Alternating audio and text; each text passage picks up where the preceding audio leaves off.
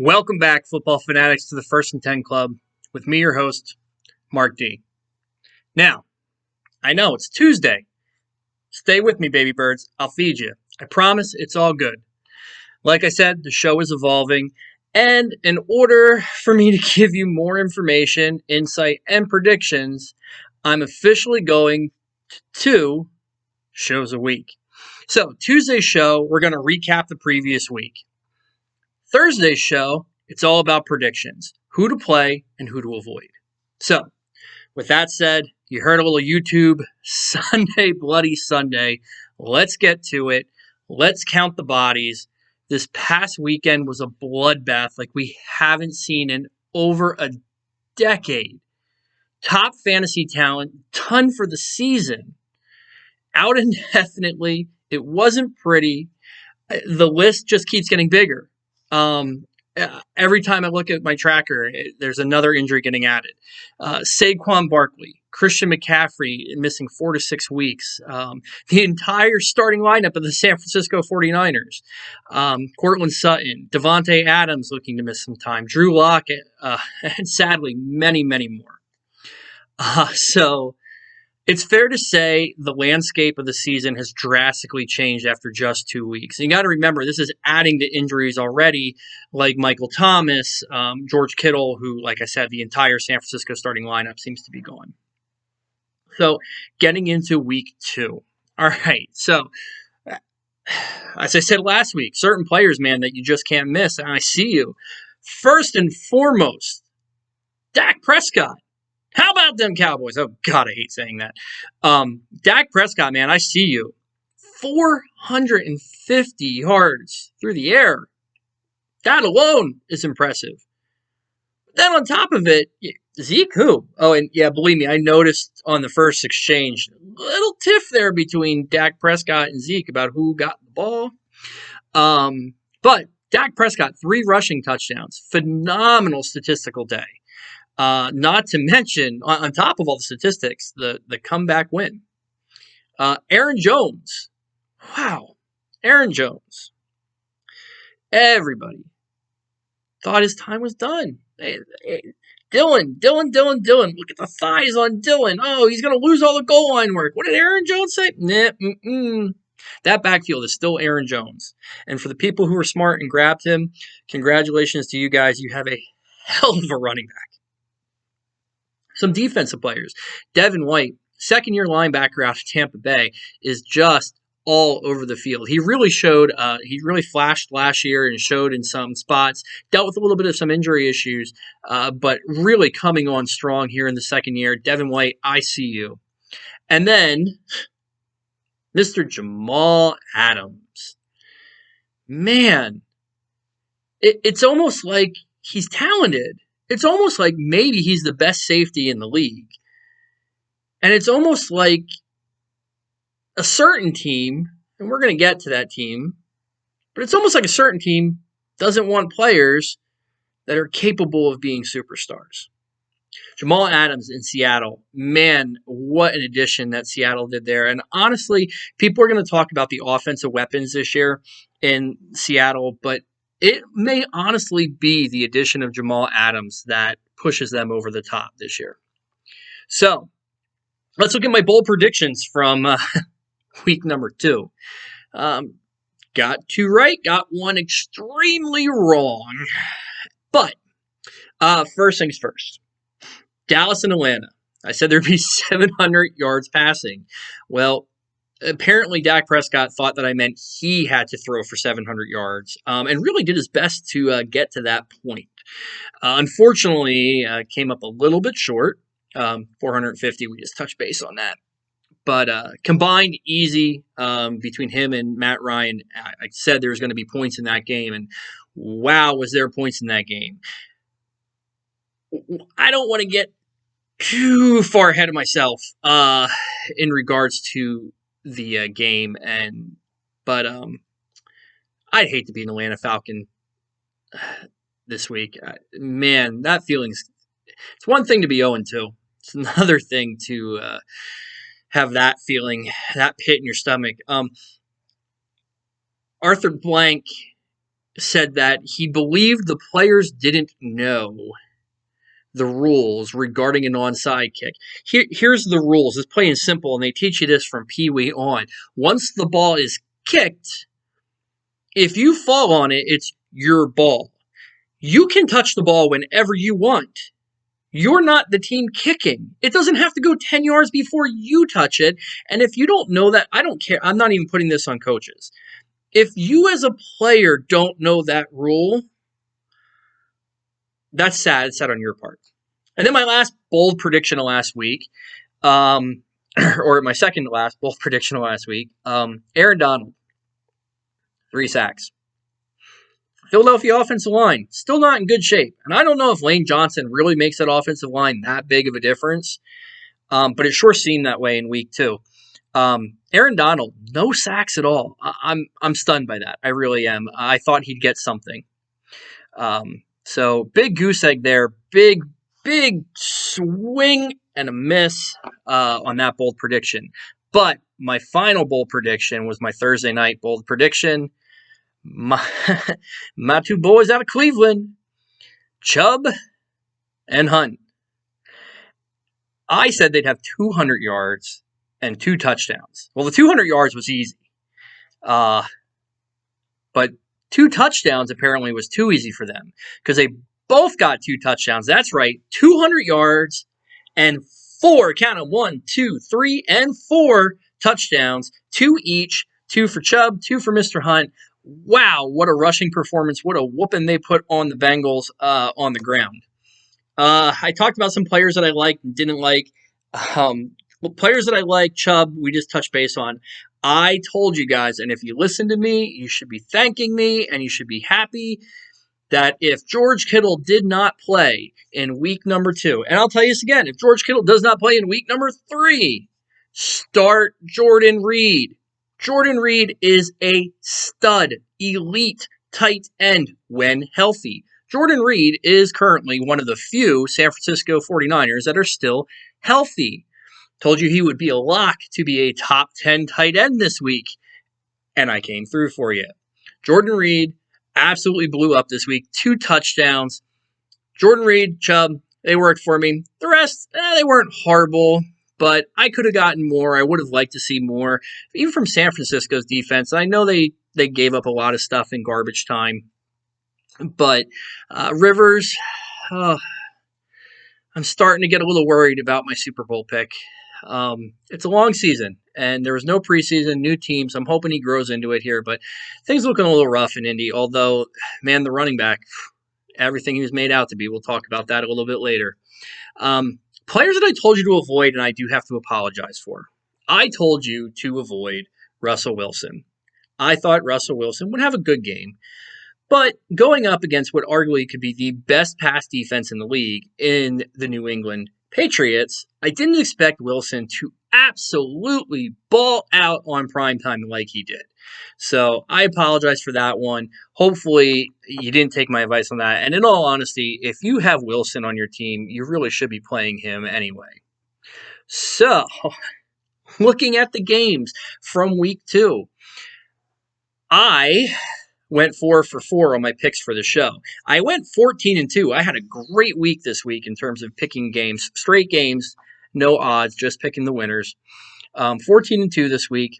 But let's start with the games that I talked to you guys about. First off, the Browns and the Bengals. Told you the Browns would win. I expected them to bounce back, especially in Cleveland. And a couple of things I noted from this game. Starting with the good, obviously, the Cleveland Browns have an unbelievable 2-headed monster at running back. Nick Chubb is going to get his every week. I do believe that. I don't know that Kareem Hunt will. It might be a little more game script dependent. The good thing there is Kareem Hunt does have a set role. He is going to be that third down back. He is going to be involved, even if the game script goes the other way. They're going to be throwing more. So I think there's a role for both of these players. I think they both can. Chubb, absolutely starting running back. I still have him as a running back 1. I still believe he could win the rushing title this year. And I do believe that Hunt is a flex option for you. But that's the good out of this game. So then there's a lot more areas of concern. So on the Cleveland side, What I see is a Cleveland team that just has a quarterback who, I'm sorry, I know your job is to make money, and that's why you're there. You signed the big contract, you signed the endorsement deals. But Baker Mayfield, I really think it would serve him to spend more time worrying about conditioning and developing into an elite NFL quarterback. Because if not, he's going to end up being a flash in the pan, one contract and done.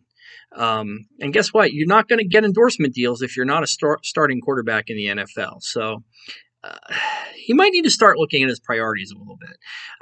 And forcing the ball to OBJ isn't going to get it done. Yeah, OBJ went off and got a touchdown, and now Cleveland's saying they have no interest in trading him, and I think they're wrong there. I just don't see the fit. I really don't. And maybe, like I said, I know I rag on OBJ quite a bit, but I don't see him being the wide receiver that he thinks he is. And then on the Bengals side of it, everybody's super optimistic right now for the Bengals. And look, Joe Burrow does seem to have a lot of great qualities, but everyone seems to be anointing him that he is this fantasy, you know, franchise fantasy player that we're just all going to love and want. And I think they have grandeur of him being the next Lamar Jackson. And I don't see it yet. And I'm not saying he can't be. I'm just saying, before we anoint him, let's see it come to fruition. There's definitely still a lot of things wrong. And the only thing that I will give Joe Burrow is he says it. Joe Burrow's not happy with the way he's playing right now. Joe Burrow's not excited about what he's putting out on the field. So I do like that from him. He definitely wants to get better. He wants to keep working. And I think that's the best thing going for the Cincinnati Bengals right now is that he wants to improve. And talking about areas to improve, AJ Green, I don't know what happened to him. I was out on AJ Green simply because I just don't think he stays healthy. I think he's reached that point in his career, and the price tag still was a little high for me. But to have that many targets and not catch the ball, I just don't get it. Tyler Boyd, the clear number one now to Burrow. So that's definitely where you want to go for fantasy purposes there. So anyway, got that game right, said the Browns over the Bengals. Next game, we had a pair of 0-2 teams. Two games, against teams that were 0-2. The first one we're going to look at is the Dallas-Atlanta game. Oh, I'm sorry, Falcons. I'd like to say I know what happened, but I don't. Dan Quinn. I was surprised that you still remain the coach, but I get you want some normalcy. You want to build on something. You want the same thing year after year. You don't want to play coaching roulette, and I get that. However, if you don't feel the heat, Mr. Quinn, you should. You're definitely on the hot seat at this point. Because unlike having a bad team, you have a phenomenal team. You have phenomenal pieces there. You have some of the best wide receivers in the game. You have a phenomenal quarterback. You have strong, punishing defenders on your team, but yet you just keep coming up short. 0-2 and a bad 0-2. That one stings. I'm sure as a coach you're saying, let's just get through it. Let's get to next week. And get the bad taste out of your mouth, and you better hope that you get the bad taste in your mouth because this could spiral real quick. Julio Jones, I told you at the beginning of the year I thought Calvin Ridley was going to outperform Julio Jones this year, and that seems to be happening. I just don't get it. I don't get why Julio Jones, who is so dominant as a wide receiver, just can't seem to catch touchdowns. It's like he's anti-touchdown, and he'll still end up being a top 10 wide receiver. On the Cowboy side of things, we talked about Zeke. Zeke got his. There definitely was a little bit of a rift there on an RPO with Dak Prescott. And I don't know. I don't think that I'm going to – there's people that are trying to make, more out than I actually think there is. But it does bear watching. Zeke does not seem to be as in great shape as I would expect him to be as a running back, and I don't think it's going to affect him right now, but it bears watching moving forward if he's going to continue to put in the work. It's not like Pollard is not a strong candidate or a future consideration for running back. And he actually started this game, which I don't know what the reasoning was for that. As far as I've seen, I've been looking, I haven't been able to see anything to say as to why. Um, and then Schultz. Look, if you guys are looking for tight ends right now, everybody thought that Blake Jarwin was going to be the breakout tight end this year, and then when he went down, everyone was like, "Oh, Dallas just doesn't have a tight end." Um, Schultz put on a show, and here you got to think about this. Schultz might have an easy path this year to putting up very respectable tight end numbers and fantasy numbers because how you can't double him. Who's going to cover him? When you have Gallup, when you have Cooper, when you have CeeDee Lamb, when you have Zeke coming out of the backfield, at least it was some really favorable matchups. So if you're looking for tight end or you have depth on your bench and you're looking to pick up maybe that second tight end, Schultz may not be the worst person to add. So, like I said, we got that game right too, Dallas over Atlanta. My third game that I picked, again, two teams 0-2 or 0-1 that had the chance of going to 0-2. You have the Indianapolis Colts and the Minnesota Vikings.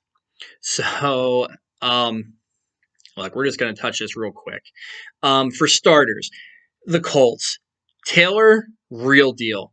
Absolutely the power, the ability for him to catch the ball in the backfield. Nyheim Hines, who? Everyone thought this was going to be a timeshare. Did not really come to fruition, and maybe that was game script related. But I think Jonathan Taylor is your bell cow back and is going to be that way moving forward. Unfortunately, lost Campbell to an injury again after a very bright start in week one. I'm sure that burned some people in fantasy. I was one of them. I expected him to have a huge game and went out with the injury. Rivers underwhelmed. He did all right. But look for Michael Pittman Jr. to get his chance now with the Campbell injury, and I can see that being a viable option. That was a good. That could be a good add this week through waivers. On the other side of the ball, the Minnesota Vikings. I think it's official. You can say that Kirk Cousins, and I liked Kirk. I really did. But I think this game was his rock bottom game. Maybe not rock bottom, but it's bad to imagine it being worse. 3 games with safeties in a row. So he's had a safety in week 2 this past week 1, and going back to last year, he had a safety in the game. And I remember him talking about ghosts and seeing ghosts or feeling. It makes you wonder, like, is he inside his own head? This should not have been this difficult of a game for him, and he really looked horrible to the point where it makes you wonder, does Mr. Cousins end up on the hot seat here in a little bit? No, hopefully he'll bounce back, but bears watching. So got that game right too. I did say the Colts were going to win that game. So 3-0 on my picks. Actually, let's go even one better because we were 4-0. My lock of the week came through this week. However, I'm pretty sure the San Francisco 49ers would have taken the loss if it meant they could have saved their team. Injuries galore. They talked about the field and they blamed it on the field. I don't know. A couple of good things there. One, it really doesn't matter who plays running back for the San Francisco 49ers. As a matter of fact, I just sent in my resume. I think I run a 10-second 40. Bad knees, but the holes, the scheme that Kyle Shanahan has created, it doesn't matter who is running the ball in San Francisco, they are going to have success. It's that Shanahan run scheme. He took it from his dad. Kyle is implementing it with his own twist to it, but talking gashing run plays. Unbelievable gashing run plays. And that's what they do. They're taking you by big chunks. It's not ground and pound. It's not 4 yards, 4 yards, 4 yards. It's they hand the ball off and they're getting 10, 11, 12, and they're just going down the field. They're imposing their will. And really, they have to kind of do that right now because their wide receivers are abysmal, injured, not available. Who knows? And in all honesty, that run game is going to become even more important to protect the defense a little bit, control the clock, because, like I said, the 49ers have just become decimated now with injuries. And it'll be interesting to see if they can bounce back. I know they're 1-1, but that's a murderer's row division. We talked about that. So we'll see. As for the New York Jets, I say this as a fan of a team who has been there. Your team is garbage. You have coaching and a front office that doesn't seem to want players there, players that don't want to be there, that are actually talented. Uh, you're dealing with the injury bug the same way that I've seen other franchises, mine included, in the past. And I'm going to give you some advice from a Washington football team fan to the fans of the New York Jets. Start getting vocal. Whether the fans actually had anything to do with it or not, we pushed for social media for a GM change. We banged the drum. We got as loud as we could that we were fed up with it. We were done, and change had to come. I don't understand why they think this is acceptable. This is. I think there's college teams that could beat the Jets. It's an abomination. The players that are being brought in to play, uh, they're just rehashed people. And I'm sorry, but Adam Gase, you are not a good coach. I really hope that you are sending a portion of your paycheck every week to Peyton Manning, because he got you these jobs. He's made a lot of people rich, Peyton Manning. Maybe that's who the Jets should call. He couldn't be any worse. That's for sure. All right, so moving on to games that I didn't predict, but we'll touch base on them. So Titans-Jags. Okay, maybe I was wrong about the Jacksonville Jaguars. It is Minshew mania. He is finding a way to get it done. They're putting points up, and man, they are battling. So maybe he is the real deal. Only time's going to tell. The interesting thing is who is getting involved. DJ Chark's actually been pretty quiet so far this year, which is a surprise. Robinson looks phenomenal. Undrafted free agent, but really getting the job done, looking that he can really fit that role. And, is it just that, or is it the fact that Tennessee maybe battled through some injuries and stuff like that? Tennessee, absolutely, they got the win, but battling through injuries. A.J. Brown is sorely missed there. And I think Derrick Henry's really feeling the brunt of that more than anyone. Definitely struggling a little bit when they're keying on Derrick Henry. So he needs some help. He needs the offense to be able to open things up a little bit for him. So hopefully he can get some clearer running lanes and we can start getting back to those great run games that we had from Big Derrick last year. Moving on to the Packers-Lions. Detroit, here we go again. We thought it was at least a two-headed monster. We thought it was going to be DeAndre Swift and Adrian Peterson. And then out of nowhere, here's Kerryon Johnson. So just a messy, messy backfield in Detroit. I think things get a little bit better for them when Kenny Galladay. Hopefully he's back this week 3. As for the Packers, all I'm going to say is Aaron Rodgers has put the league on notice. I think that's very evident. If he's not going to beat you through the air, he has the tools around him in the running game. He is going to win football games this year. I think he took it very personally when they drafted Love in the first round, and he is on a mission to show he is not done yet. So the Packers pulling that win out. Moving on to the Bucs and the Panthers. So, as for the Bucs, they definitely look better this week. Again, with COVID in the preseason, I think they're going to improve over time. But Brady did throw another INT this week, which is just so uncharacteristic for him. So maybe it's getting used to the new offense and the new team. But very interesting thing there. Guy who's usually super careful with the ball, with 3 picks now in the year. And then the Panthers, all I'm going to say, they're 0-2. I know that they're, with a new coach, McCaffrey now gone 4 to 6 weeks. This team's in trouble. It's going to be potentially another long season for them. And unfortunately, that's going to reflect more than anything on Teddy Bridgewater. Just signed a deal, but let's face it, if you have a top 3 pick next year, the odds are, I would believe the Panthers are probably going to be looking at one of the stud quarterbacks coming out of college. Giants and the Bears. The story here,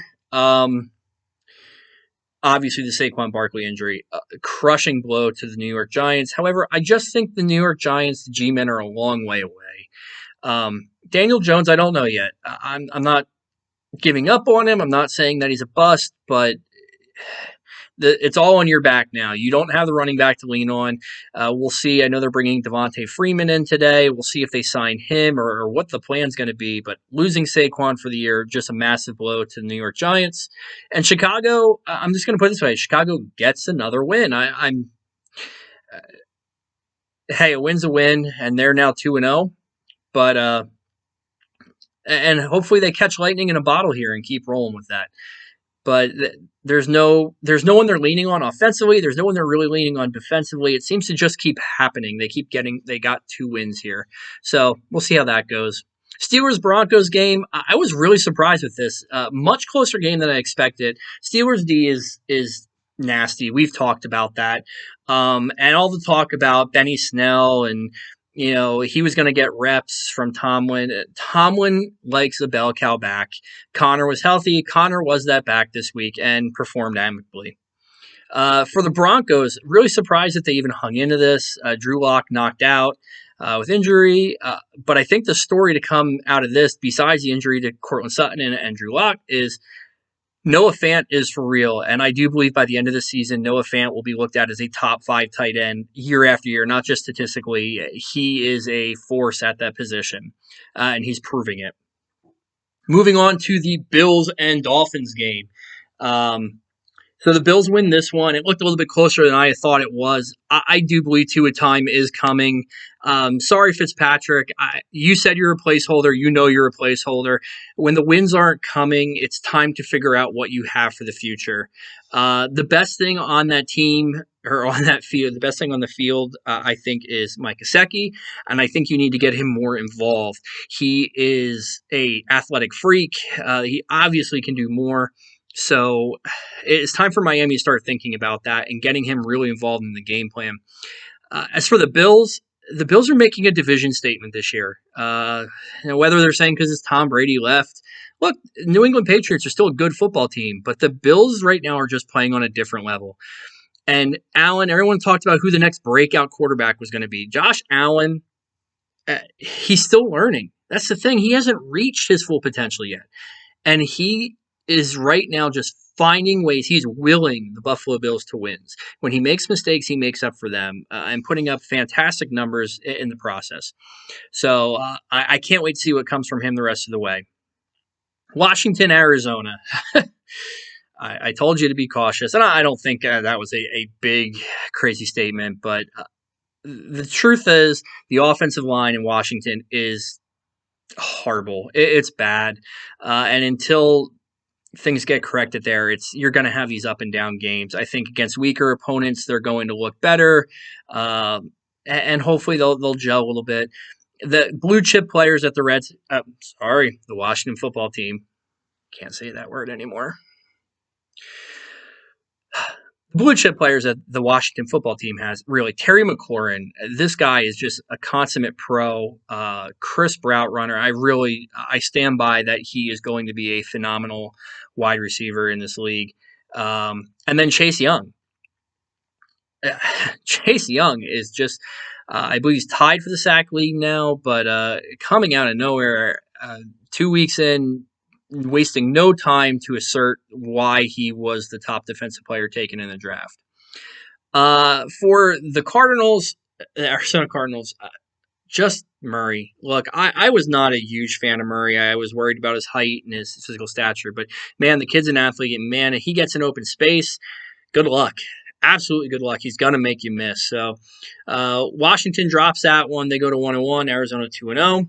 Moving on to the Rams and Eagles. Well, as I said earlier, Donald did not get it done, and he definitely did not get it done.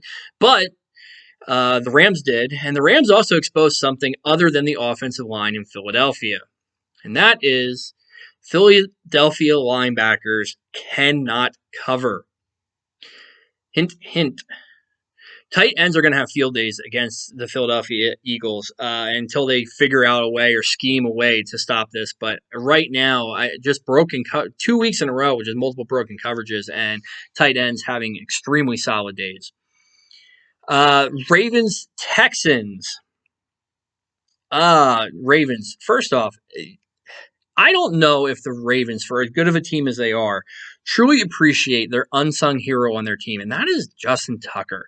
I don't. We talked about this last week with how bad kickers are and how volatile kickers can be. Having Justin Tucker is just a wonderful luxury, and I hope they really do appreciate that.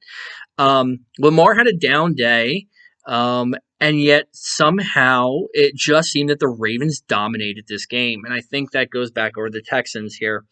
It's going to be a long season for Houston. Watson's just not going to be able to do this all on his own, especially against some stronger teams. And the thing of it is, there is a lot of strong teams that they're going to be facing throughout the season. The running game's there. I'm not writing it off. The defense is there, but it's just going to be an up and down season for them. So Ravens get that win. And then let's get to the Chiefs Chargers. All right, so it's before the game. Tyrod Taylor versus Patrick Mahomes. Oh, wait, no, it's not Taylor. It's Herbert. Herbert makes his debut. So obviously, Kansas City blew out. Oh, wait, no. This game was close. This game went down to the wire. So let's talk about KC here. KC won this game. And it was just boring Kansas City Chief efficiency. And I say that not that they're not exciting to watch. It's a testament to Patrick Mahomes.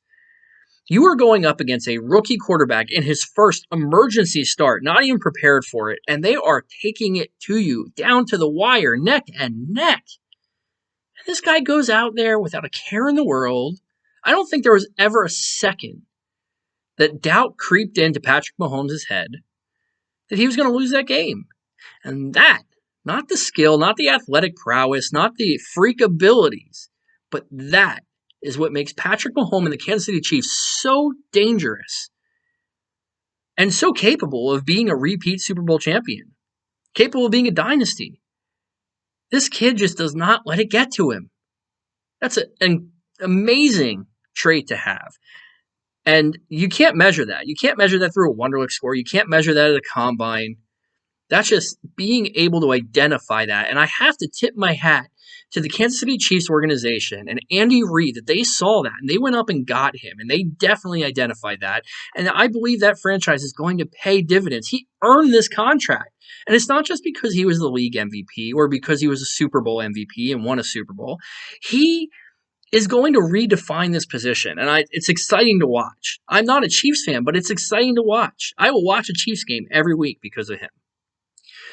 So then flip it over to the Chargers. Okay, you lost the game. Fair enough. But Herbert played with pretty good poise. He didn't get any time with the ones this week. He wasn't prepared for this game. They didn't write a game plan around him. And he went up against the defending Super Bowl champions and took them to the wire. So you draft him in the first round. The logical step is it's Herbert time, right? No.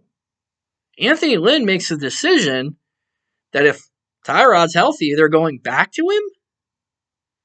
Well, you know my feelings on Tyrod Taylor. I told you last week.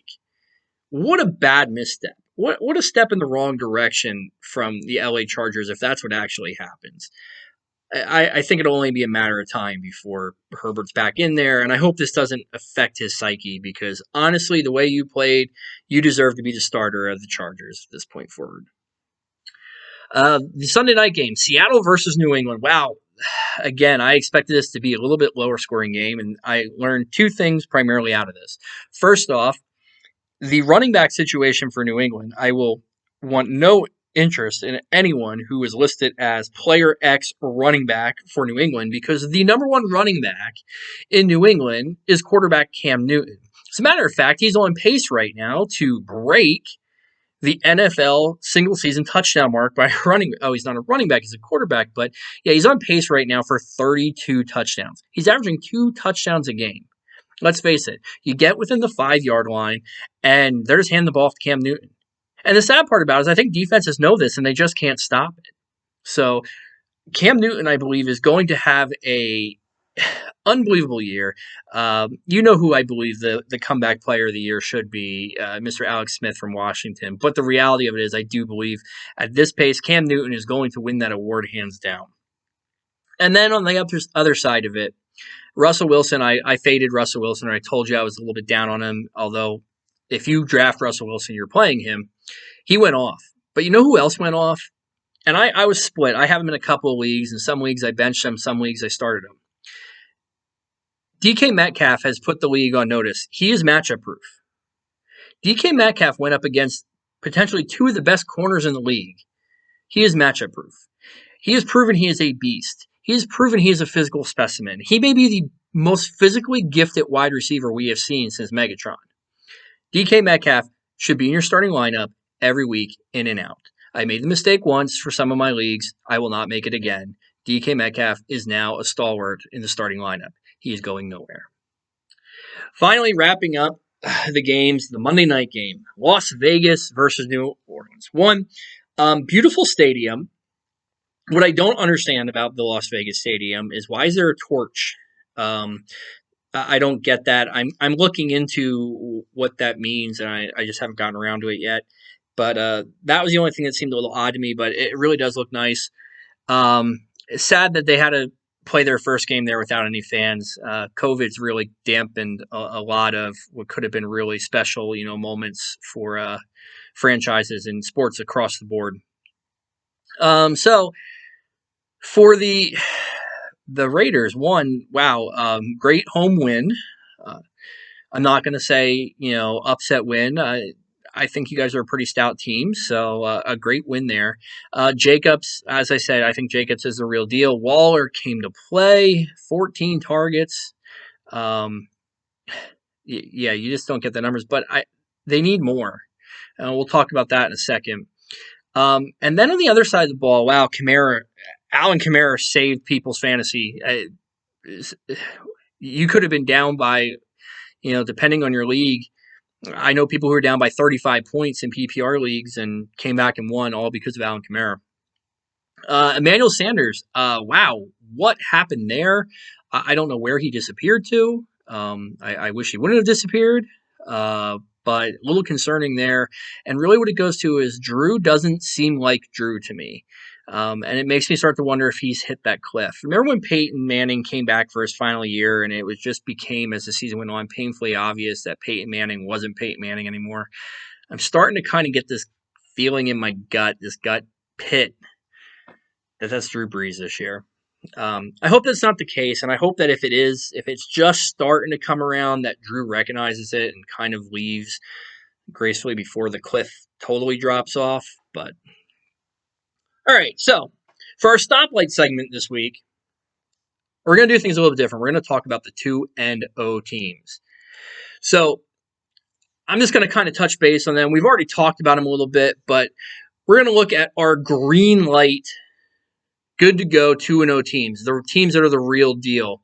2-0, the Arizona Cardinals, Murray, D-Hop. Drake hasn't even gotten started yet.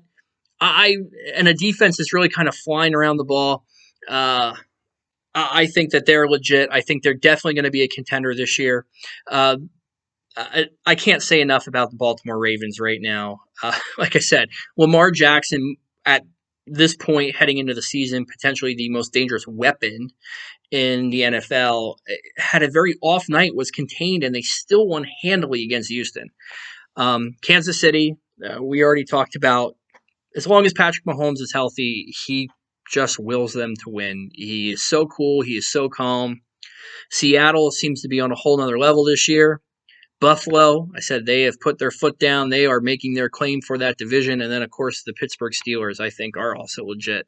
The Pittsburgh's going to play in a really tough division, but that defense is on point, and I think they are going to battle and scratch and claw. I don't expect to see them fall off. So you have Arizona, Baltimore, KC, Seattle, Buffalo, and Pittsburgh. Those are the real, legit green light teams. Of the 2-0 teams that I'm a little cautious on yet, we're looking at Green Bay, Tennessee, and the LA Rams. Why the LA Rams? Well, Cooper Kupp has really kind of been non-existent. And then you don't really have an identity right now going on with that running back group. So I'm curious to see how the team evolves throughout the year. Do we get some clear cut roles, or does it become a situation where they kind of fold in some of the more difficult games? Week one, they had that big high opening up their stadium. Week two, the Eagles just don't seem to be right now. So I'm just not sold on them completely yet. And we'll see. Goff hasn't lit the world on fire. Tennessee, look, I don't want to take it as a knock Tennessee. The only reason I have them in this category is the injury. The injury to A.J. Brown and some other key players, that can really catch up to them. They're playing in a division where there's some tough outs. You're playing in the AFC that has Baltimore, that has KC, that has Buffalo, that has, it's not an easy go. It's just not an easy go anymore in the NFL, period. So I think they need to get healthy, and I think they need to get Derrick Henry running like Derrick Henry back on track, and I feel a lot better about them. And then Green Bay. Everyone was kind of down on the whole, you didn't add any weapons for Aaron Rodgers in Green Bay. And the only reason I'm putting them there is, well, now they lost Devontae Adams potentially for a couple of weeks. Hopefully that's not the case. But you have that issue. And then you have the issue that the two teams you played were Minnesota, who looks horrible, and Detroit, who just looks a little out of sorts right now. Now, the good news is those are both division games. So you're 2-0 in the division, puts you a leg up. But I'm not completely sold that they're world beaters yet. And then the two teams that I'm just not sold on, red light, let's stop, let's hold up here. One, I'm sorry, I know you just opened your stadium and you got the win. I know you're 2-0, but the Las Vegas Raiders, you're not going to get it done only throwing to your tight end and running back.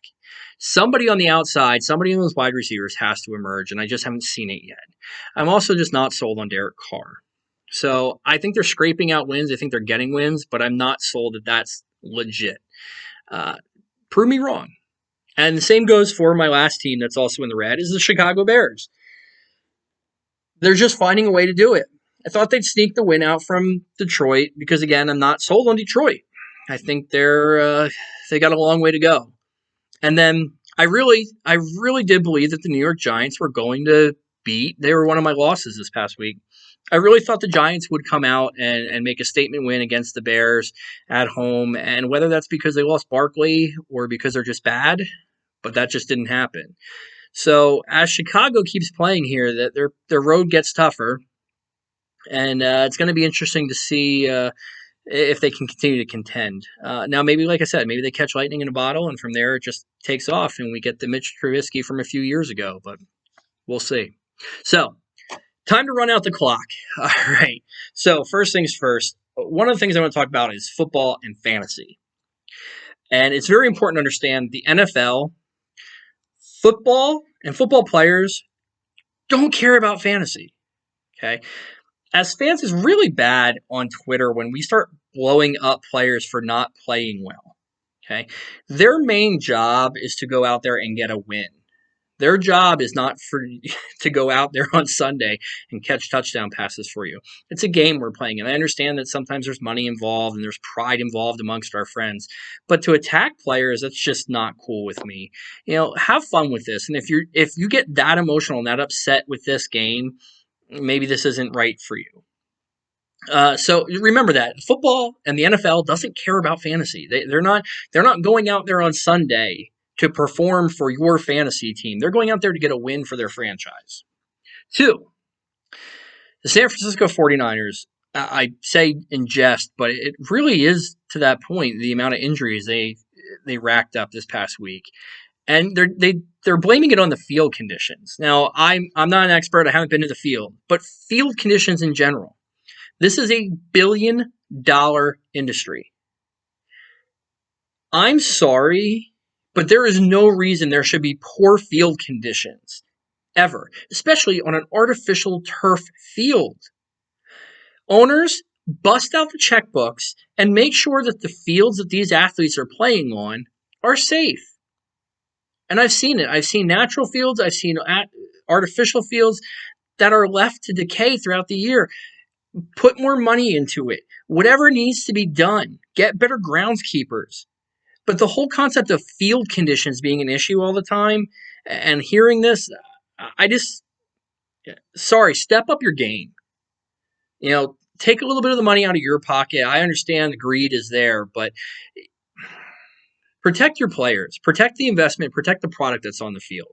Let's get this whole field conditions thing taken care of once and for all. And then tonight, or today, with my final kneel down, I'm reaching out to James White and condolences to him. I can't imagine what that must be like to be, whether you're a football player or whatever, but to get a phone call like that for the loss of his father and hopefully the recovery of his mother. But thoughts are with you. James White, our condolences. So that wraps up today's show. Thank you for watching. I'm going to catch everyone, remember, this Thursday, and I'm going to give you a must-play tight end, especially for DFS. And we're going to look at who will take over fantasy in 2020 after the rash of injuries. And just so you don't miss it, all you got to do is click that little subscribe button down below so you don't get passed up on Thursday's episode. With that, I hope you guys enjoyed watching. Can't wait to see you guys again. Let's go football.